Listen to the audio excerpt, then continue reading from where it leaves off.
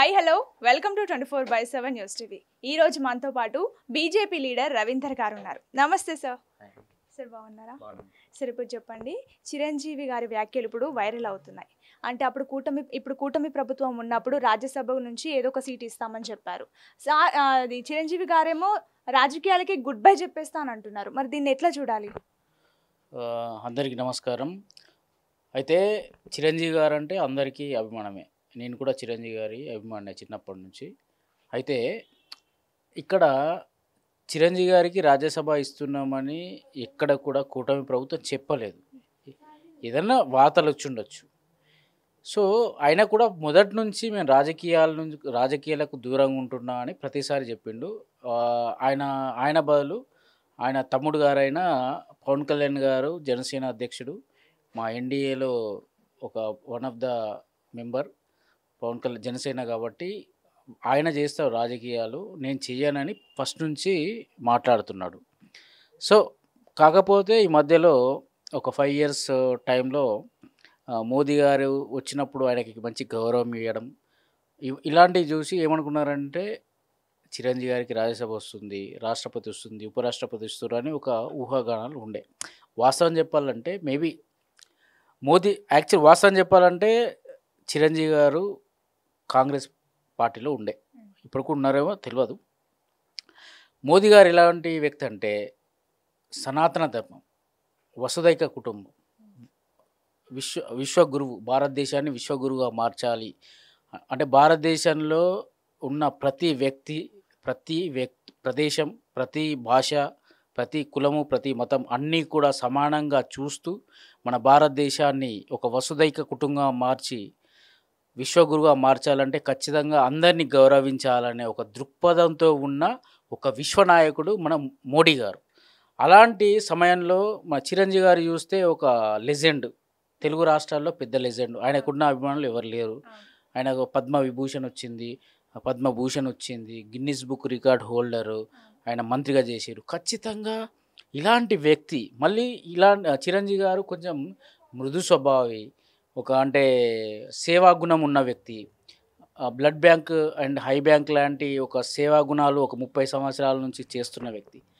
ఖచ్చితంగా పార్టీలకు అతీతమైన నిర్ణయాలు తీసుకునే వ్యక్తి మోదీ గారు. ఖచ్చితంగా చిరంజీవి గారికి ఎప్పుడు కూడా గౌరవాన్ని, ఆయనకి ఇవ్వాల్సిన గౌరవాన్ని ఆయనకి ఇస్తూనే ఉన్నారు.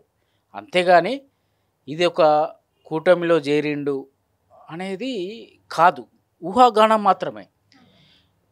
బ్యాక్ ఎండ్ అంటే ఒకవేళ చిరంజీవి గారు కూటమిలోకి వస్తాం, మళ్ళీ రాజకీయాల్లోకి వస్తాం అంటే ఖచ్చితంగా మేమందరం సంతోషిస్తాం. కానీ మోదీ గారు ఆయన ఇచ్చిన ప్రాధాన్యతని బేస్ చేసుకొని కూటమిలో ఒక మెంబర్ అనడం మాత్రం అంటే అది కరెక్ట్ కాదు. ఖచ్చితంగా ఆయనకి ఇచ్చిన గౌరవమే. సో మొన్ననో ఆయన వ్యాఖ్యానాలు చేసిండు, ఏంటి నేను రాజకీయాల్లోకి మళ్ళీ రాను అని. ఖచ్చితంగా ఒక వ్యక్తిగతమైన విషయం అది. ఆయన ఓపెన్గా చెప్పిండు, ఎందుకంటే ఊహాగానాలని సర్క్యులేట్ అవుతున్నాయి. ఆయనకు రాజకీయాలంటే ఇష్టం లేదు అని లోపలున్నా కూడా న్యూస్ మాత్రం డిఫరెంట్గా సర్క్యులేట్ అవుతుంది. కాబట్టి మేబీ దాన్ని చెక్కు పెట్టాలని ఉద్దేశంతో ఆయన మాట్లాడిండు అనిపించింది. ప్రజారాజ్యం నుంచి జనసేన పార్టీ పుట్టింది అనే వ్యాఖ్యలు కూడా చేశారు. మరి దీన్ని ఎట్లా చూడాలి? వాస్తవం చెప్పాలంటే సరే, ప్రజారాజ్యం, జనసేన, ఎందుకంటే ఇప్పుడు నేను ఐఎమ్ పార్ట్ ఆఫ్ బీజేపీ, సరే జనసేన పార్ట్ ఆఫ్ ఎన్డీఏ. అంటే ఆయన ఏమనుకున్నాడంటే కొన్ని రాజకీయాలు మార్పు తేవాలని అనుకున్నట్టు. అంటే మేము 15 years బ్యాక్ మేము రాజకీయాలు చూసినప్పుడు, అప్పటికి నేను రాజకీయాలు లేను, మార్పు తీసుకురావాలి సమాజంలో అనుకున్నాడు. బట్ మేబీ ఆయన ఎగ్జిక్యూషన్లో ఫెయిల్ అయిండు. కానీ అంటే చిరంజీవి గారు మృదు స్వభావి, కానీ పవన్ కళ్యాణ్ గారు మృదు స్వభావి కారు. అన్నిటినీ తట్టుకునే శక్తి, ఒక కమిట్మెంట్ ఉన్న వ్యక్తి. కాబట్టి ఆయన ఒక కొత్త పార్టీని పెట్టి దాన్ని సక్సెస్ఫుల్గా ఎగ్జిక్యూట్ చేసిండు. అయితే చిరంజీవి గారి మాటలు అంటే మనకు దూరం నుంచి చూస్తే ప్రజారాజ్యం, జనసేన అనేది 2 పార్టీలు కనిపించచ్చు. కానీ చిరంజీవి గారి దృష్టిలో ఇక్కడ ప్రజారాజ్యం, జనసేన అనే కాదు, చిరంజీవి పవన్ కళ్యాణ్ చిరంజీవి గారి తమ్ముడు. కాబట్టి చిరంజీవి గారు ఏ కళలు కన్నారో అవి ఈయన నెరవేర్చలేదు, కానీ ఆయన తమ్ముడు నెరవేర్చింది కాబట్టి దానికి ఒక ఎక్స్టెన్షన్ లాగా వచ్చింది అనే భావన తప్ప మిగతా ఉద్దేశం లేదనుకుంటున్నాను నేను. ఇప్పుడు నరేంద్ర మోదీ గారు యుఎస్ ట్రిప్ వేయబోతున్నారు. సో ఈ అంశం ఎట్లా చూడాలి? ఎకనామిక్గా మనం డెవలప్ కాబోతున్నామా? డెఫినెట్గా అండి, మోదీ గారు ఏ నిర్ణయం తీసుకున్నా కూడా భారతదేశం కోసమే చేస్తారు. ఎందుకంటే ఆయనకు ఒక ఫ్యామిలీ అని లేదు. పాపం మదర్ ఉండే తెలుసు, ఆయనకు సొంత ఫ్యామిలీ లేదు. భారతదేశం మొత్తం 130-140 కోట్ల జనాభాని ఒక కుటుంబంగా భావించి, ఇంతకుముందు చెప్పినట్టు వసుదైక కుటుంబంగా భావించి ఏం చేసినా భారతదేశం కోసమేనని ప్రతి నిమిషం పోరాడి శ్రమిస్తున్న వ్యక్తి మోదీ గారు. ఈ ట్రంప్ గారు ప్రెసిడెంట్ అయ్యారు కాబట్టి ఖచ్చితంగా ఆయన పర్యటన ఖచ్చితంగా రాబోయే రోజుల్లో 2 దేశాలకు సంబంధించిన వ్యవహారాల్లో కానీ విదేశీ వ్యవహారాల్లో కానీ ఖచ్చితంగా ఆయన మార్పులు వస్తాయి అని నేను భావిస్తున్నా.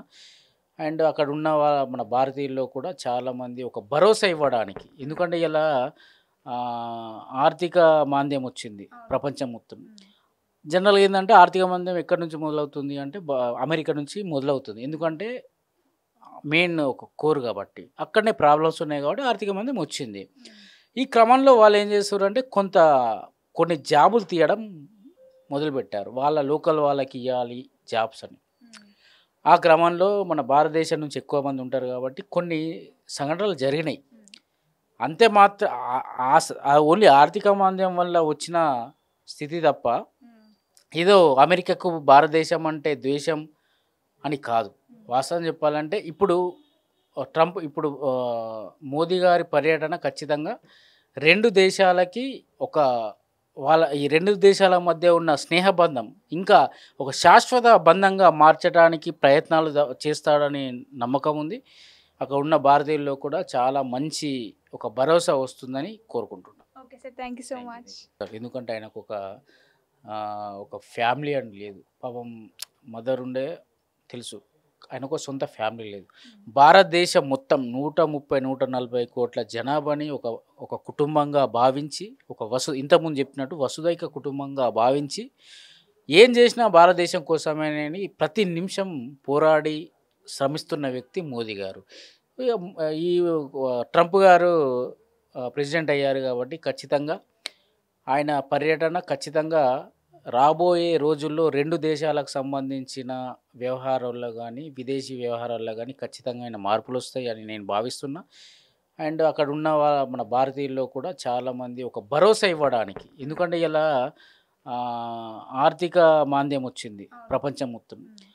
జనరల్గా ఏంటంటే ఆర్థిక మాంద్యం ఎక్కడి నుంచి మొదలవుతుంది అంటే అమెరికా నుంచి మొదలవుతుంది. ఎందుకంటే మెయిన్ ఒక కోర్ కాబట్టి అక్కడనే ప్రాబ్లమ్స్ ఉన్నాయి కాబట్టి ఆర్థిక మాంద్యం వచ్చింది. ఈ క్రమంలో వాళ్ళు ఏం చేస్తారు అంటే కొన్ని జాబులు తీయడం మొదలుపెట్టారు. వాళ్ళ లోకల్ వాళ్ళకి ఇవ్వాలి జాబ్స్ అని. ఆ క్రమంలో మన భారతదేశం నుంచి ఎక్కువ మంది ఉంటారు కాబట్టి కొన్ని సంఘటనలు జరిగినాయి. అంతే మాత్రం ఓన్లీ ఆర్థిక మాంద్యం వల్ల వచ్చిన స్థితి తప్ప ఏదో అమెరికాకు భారతదేశం అంటే ద్వేషం అని కాదు. వాస్తవం చెప్పాలంటే ఇప్పుడు మోదీ గారి పర్యటన ఖచ్చితంగా 2 దేశాలకి ఈ 2 దేశాల మధ్య ఉన్న స్నేహబంధం ఇంకా ఒక శాశ్వత బంధంగా మార్చడానికి ప్రయత్నాలు చేస్తాడని నమ్మకం ఉంది. అక్కడ ఉన్న భారతీయుల్లో కూడా చాలా మంచి ఒక భరోసా వస్తుందని కోరుకుంటున్నాను. Okay sir, thank you so much.